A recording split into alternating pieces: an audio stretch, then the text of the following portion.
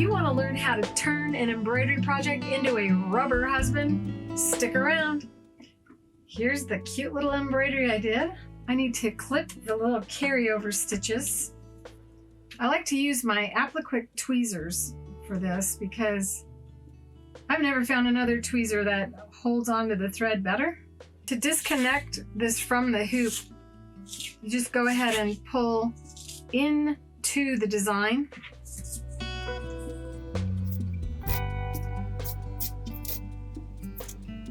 Then you end up with a hole the shape of your embroidery design. I'm going to use an 1/8 inch seam allowance and sew with right sides together. To assist me in sewing straight, I'm using the Satinedge Foot, and it has this little wire connected to the white guide. And what that does is it makes it so that I can rely on it to sew a seam allowance. The distance from the guide to the needle is the seam allowance. If I just push toward the foot and the guide pushes back the other way, notice my hand doesn't move along with the fabric. I just position my finger to the side of the foot. Press toward the embroidery. Then you press away from it.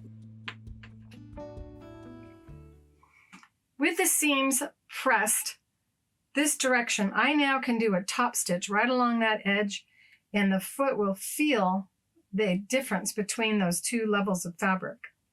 The distance between the needle and the guide is the distance my needle will stitch along the edge of this, pushing toward the foot, and then it pushes back the other way.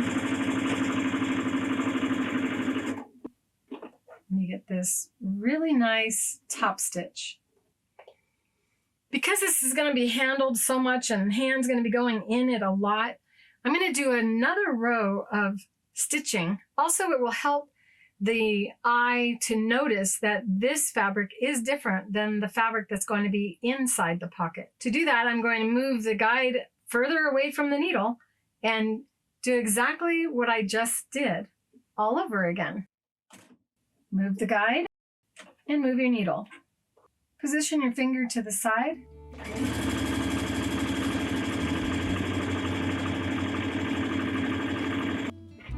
And then you have 2 rows of stitching. It's the outside edge of the hoop that's going to be the size of the design. So I want to make sure that this fabric is within that edge right there. I can know that that is the size that I want it to be. Cut around the outside edge. This is our Hold Light stabilizer.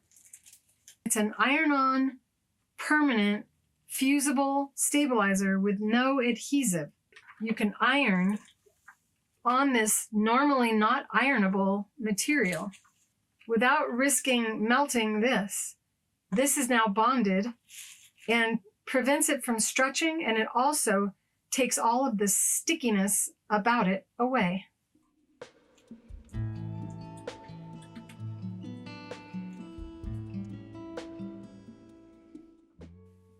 Now we have 3 pieces. Take and line up these together. And this is right sides facing one another as the lining. So right side up, right side against that, with the right side facing up.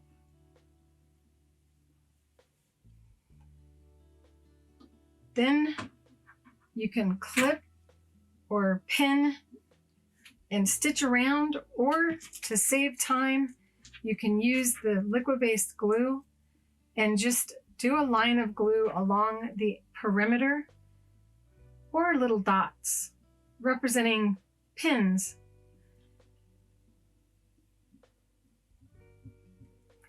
Once you create those little dots, just slide your finger across it very gently.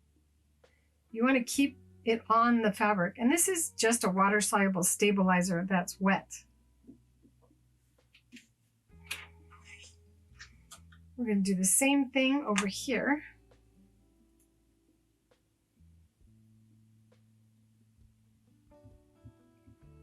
Just think of that as pins you never have to use again.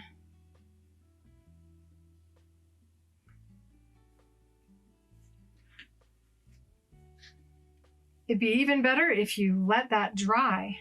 But remember, there's another layer. Having so many layers makes them want to fight one another. So this prevents shifting as you're sewing.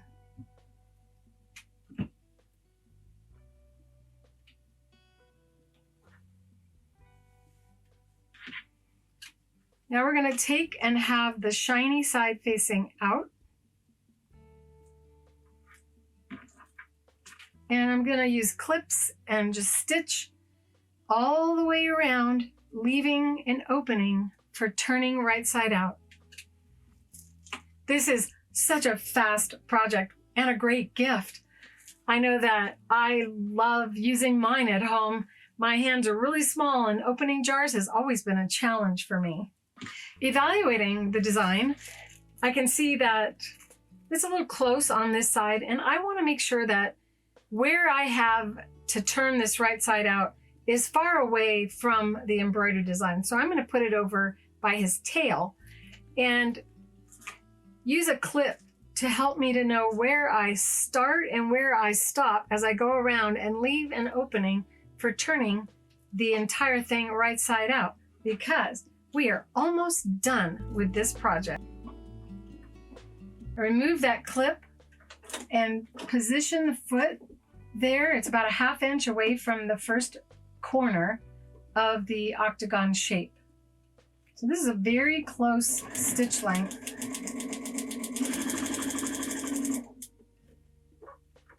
You don't have to lower your needle because the foot is what helps you make sure you maintain that seam allowance. If you want to lower your needle on each corner, you're welcome to do so. But I get asked a lot why I don't lower my needle more. And it's pretty much because the foot eliminates the need for it.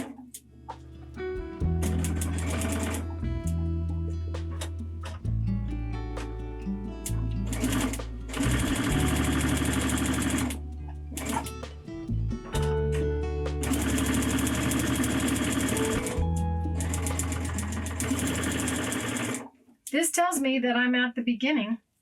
So I'm going to remove the clip. Sew a little bit and then reverse so that I can pull it out and I'm not at risk of the threads breaking. If you have ever sewn on this type of fabric before, you know that it just doesn't want to move.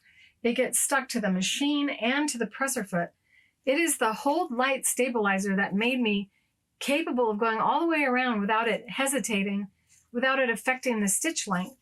Now I'm going to turn it right side out, and because I use such a narrow seam allowance, I don't have to worry about clipping the corners. They'll turn very nice and have nice crisp points when I'm finished. Now I need to remove all of the stabilizer because we don't want to have that inside. It will sound like this forevermore if you don't take it out. And you don't need it.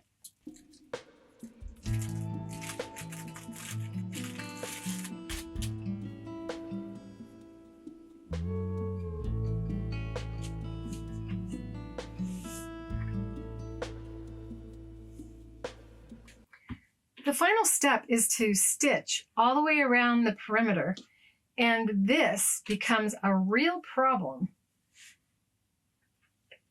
When you go ahead and try to put this on your machine and try to move the fabric, it will not feed at all on the machine. If you put the foot side down, the foot itself is stuck to the fabric. So I'm going to go ahead and fuse another piece of hold light onto this side.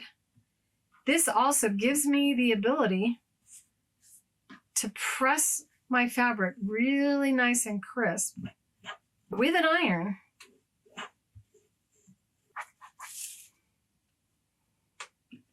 I'm going to use the glue to close up the gap and some of the hold light stabilizer. Shiny side facing the iron. I'm going to wrap the hold light over the edge.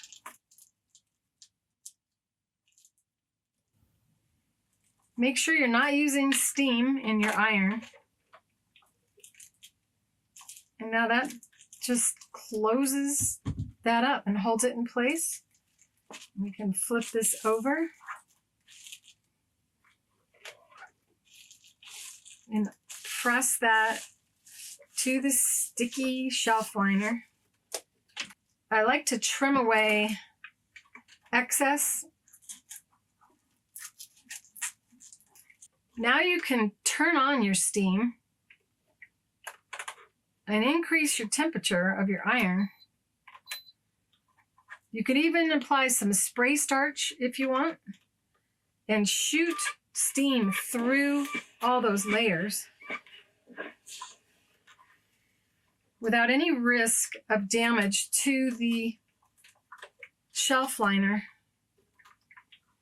even though it's rubber and would normally melt under the temperature that I'm using. This is your chance to make it really nice and neat. Then wait for this to cool down. Now I gotta go around and do a edge stitch all the way around. Once again, I'm gonna use the Satinedge Foot because it has the guide that helps me. No, I'm not. I'm gonna use the Pearls and Piping Foot.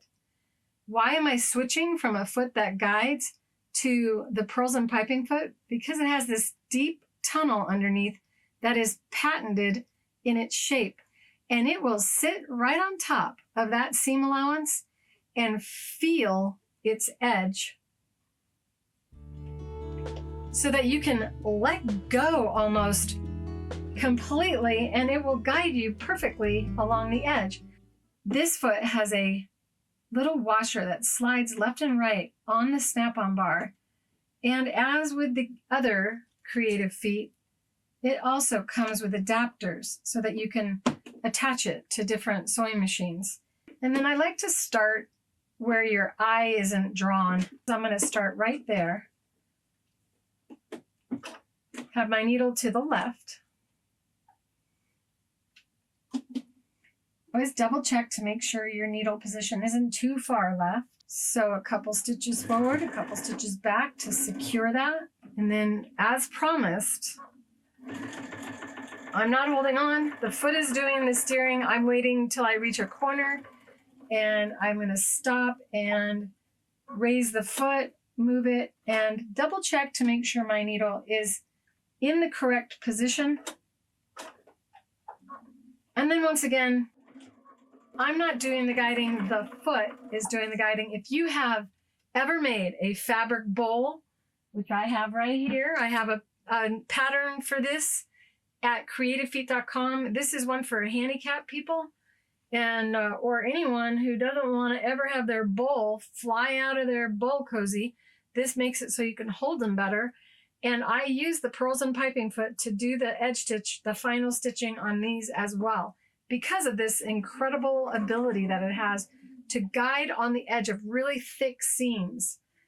So as I come up to the corner, I'm going to make sure that I stop. And you can lower the needle if you feel more comfortable and then continue. But you don't have to sit there and hold on to the fabric and lean down and try to see better because the tunnel just holds it there for you. So if you want to do anything with your hand because you just feel like you need to do something, you can cradle it. And also on this, I do reduce the pressure on the presser foot. So I go from full pressure to the lightest. And if you don't know what that is on your machine, look in your instruction manual. Also, you can use a longer stitch length when you're working on thicker fabrics like this. Coming up on another corner.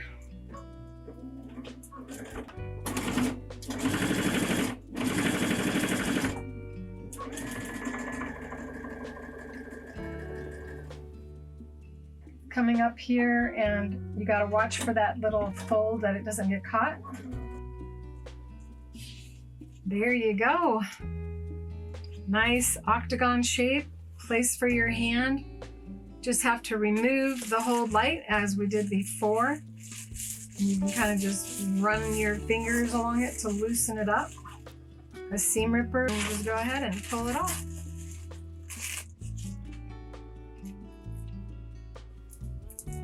I'm making these for Christmas.